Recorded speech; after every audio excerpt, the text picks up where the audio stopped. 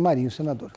O Pedro acabou dando aqui na real para vocês, gente, exatamente o trabalho que os candidatos e os partidos têm agora, que é exatamente assim, o que acontece basicamente nas convenções. Primeiro, a confirmação dos candidatos, mas tem esse papel importantíssimo que é definir, Juliana, quem vai formar as chapas, né? Exatamente. Claro que a chapa à presidência da República é a que mais chama a atenção, mas a dos estados também faz diferença. A formação de coligações. O que a gente tem visto aqui são coligações, no campo da direita, uma dificuldade de fechar coligações nacionais, mais uma gama enorme de coligações estaduais, que tem partido que vai apoiar um candidato à presidência num estado e outro candidato à presidência em outro estado. E aí, coisas como, por exemplo, o número da chapa, o nome que vai aparecer na urna para os candidatos, isso tudo faz parte desse processo, Juliana. Aqui a gente pode pensar no Missão, né, que é um partido que vem novo, com o Renan Santos, inclusive,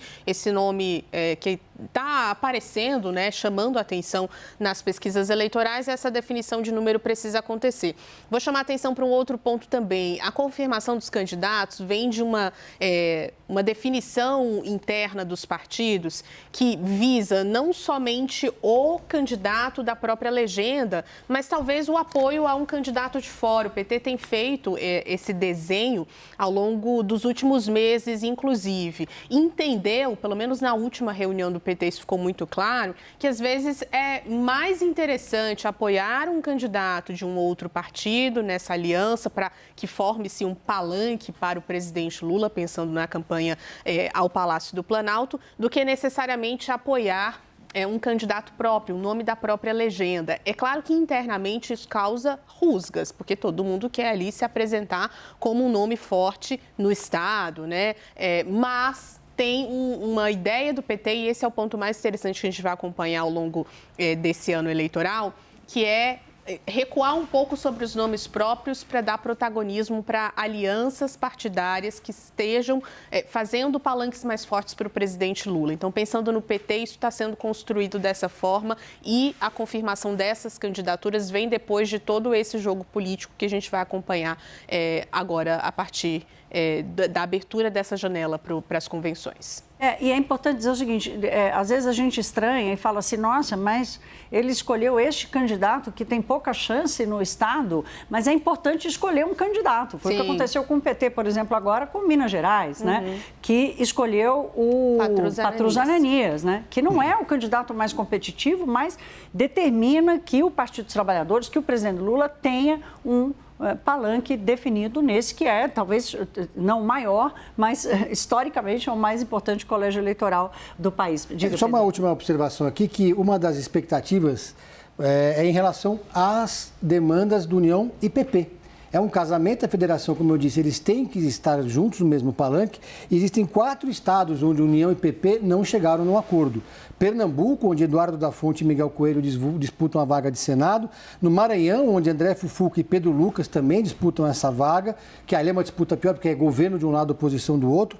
Em Roraima, com o pastor Isamar e Tânia Soares. E no Mato Grosso do Sul, com Mauro Mendes e Jaime Campos. Então, eles têm até o dia 5 de agosto para acertar os ponteiros internamente, antes de definir se vão apoiar ou não Flávio Bolsonaro à presidência. E nós estamos tratando aqui de União e PP, União Brasil e Progressistas, mas há também uma dificuldade, por exemplo, do PSD, partido de Gilberto Kassab, que tem Ronaldo Caiado como seu principal, como seu pré-candidato à presidência da República. Esse é um dos casos em que há diferentes apoios, dependendo do estado onde o partido tem candidato a governador, por exemplo. A gente já volta a falar disso, eu já volto aqui com vocês. Vamos fazer o seguinte, vamos colocar o nosso Matheus Teixeira aqui nesse processo. Vou a Brasília para ouvi-lo, porque, Matheus, bem-vindo à Hora H, meu querido. Vamos juntos nessa semana que começa.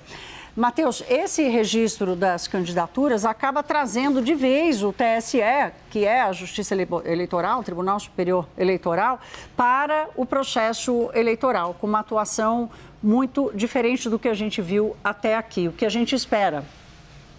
Exatamente, Thaís. Uma semana agitada aí pela frente. Boa noite a você, a todo mundo que nos assiste. Todos os partidos, tanto em nível federal quanto em nível estadual, realizando as convenções porque, como vocês explicavam agora, é essa etapa burocrática necessária para formalizar as candidaturas. Mas não basta a convenção para que o nome de fato vá para a urna. Depois da convenção, os candidatos a presidente no nível federal, a governador no nível estadual vão para os TREs, Tribunais Regionais Eleitorais, a senador também, mas em nível federal vai para o TSE. Ou seja, convenção realizada, o TSE depois, os partidos depois têm que ir até o Tribunal Superior Eleitoral e apresentar o pedido de registro de candidatura. Nos bastidores ali do TSE, a expectativa é que seja um período, claro, de muito trabalho, porque tem que fazer as análises dos registros, mas mais tranquilo do que foi em outros anos. Por exemplo, em 2018, quando o então ex-presidente Lula estava preso, ele era o candidato do PT, deixou para o último dia do prazo para registrar a candidatura, o último dia do prazo que neste ano é 15 de agosto, justamente para manter o seu nome na disputa o máximo de tempo possível. Naquela ocasião ele apresentou, havia já pacificado a leitura de que ele estava inelegível, porque tinha condenação em 2 instâncias, que é o que determina a lei da ficha limpa para retirar um político do jogo eleitoral. Ele tinha sido condenado pelo juiz Sérgio Moro em primeira instância e confirmada a condenação pelo Tribunal Regional Federal da 4ª Região, portanto ficando inelegível, mas o presidente Lula botou seu nome mesmo assim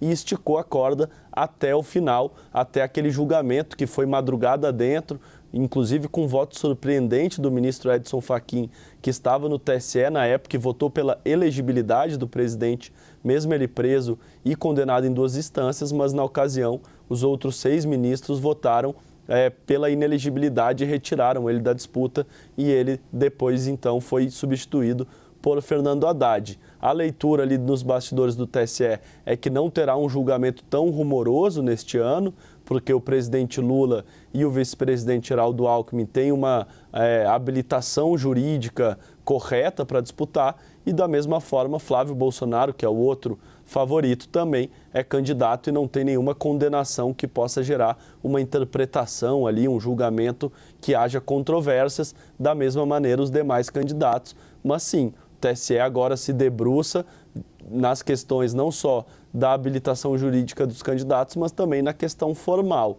A convenção ela necessita de uma ata, ela tem que formalizar, fazer todo o andamento corretamente e agora, após a convenção, vai o TSE cada vez mais se aproximando da eleição e esquentando ali a bateria, porque o período eleitoral está chegando e o TSE vai sim ser um protagonista nessa disputa.